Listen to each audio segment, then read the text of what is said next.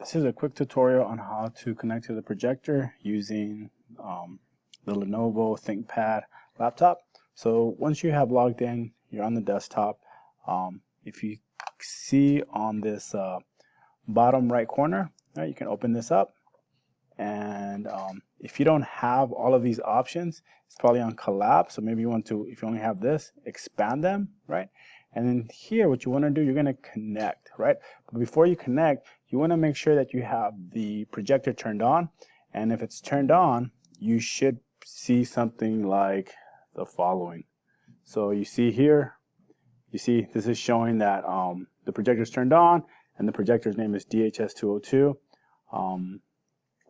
So after you have that, right, after you know it's connected, once again, you go on this bottom right corner, you go to connect, and on there, that projector should show up. And here it is, DHS202. That was the projector's name.